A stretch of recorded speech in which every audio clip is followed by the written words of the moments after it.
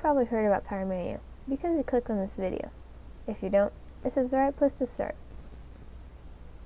Pyromania can be described as a pathological disorder identified by intentional and repeated fire setting and an obsessive desire to set things on fire. To put it simply, an impulse control disorder where someone really wants to set fires at a point that it becomes obsessive. Studies say that less than 1% of people in the U.S. population have pyromania, so it's extremely rare. And in inpatient psychiatric hospitals, only 3 to 6% of people meet the diagnostic standards. Someone with pyromania might be curious or fascinated with fire, or some sort of attraction to it. Usually no sexual attraction is involved.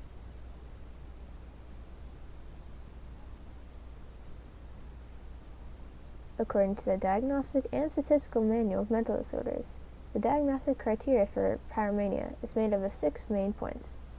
All of the DSM books are published by the American Psychiatric Association, so you can certainly find them credible. DSM-5 is the latest edition. A person has to have set something on fire on purpose more than once. Purpose has tension or affective arousal before they set a fire. Person has had interest in fire. They can be fascinated about it, curious about it, etc. After they set the fire, they feel such things like relief, gratitude, and pleasure. They don't set the fire for something like money, terrorism, or to hide something criminal, for revenge, or because of impaired judgment, or something like that. Setting the fires isn't better explained by a maniac episode, conduct disorder, or antisocial personality disorder. That's all 6 of the official diagnostic criteria for pyromania, so now I can move on to simpler terms. People with pyromania are more likely to be men or boys, and or have learning disabilities or lack of social skills.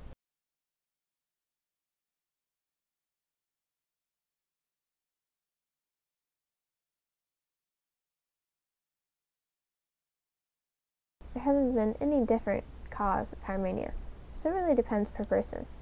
Some people might have had trauma in the past, had very memorable, very close contact with fire once, the list goes on.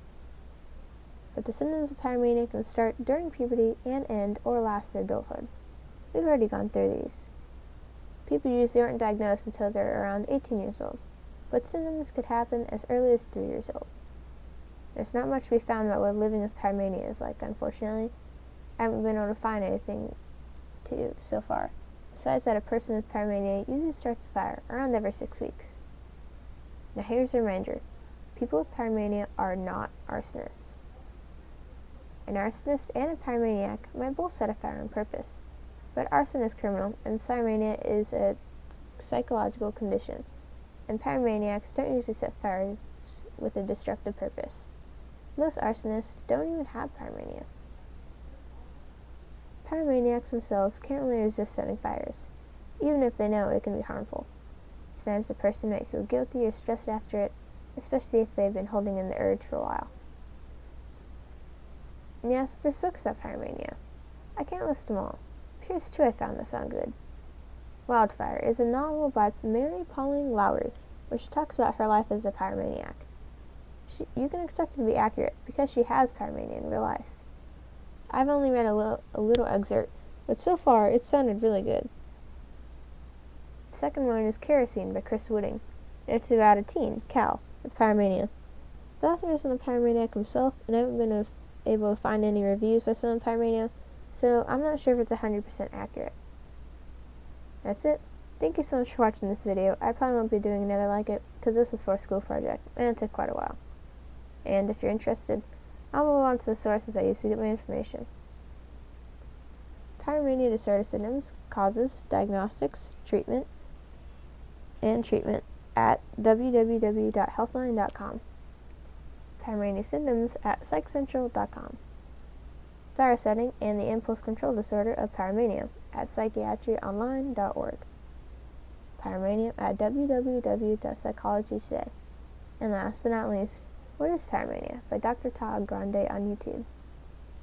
I linked all of them in the description if you don't want to type all that out. Make sure to check out all those websites. They're full of information, and if you're looking for sources for a paper or something,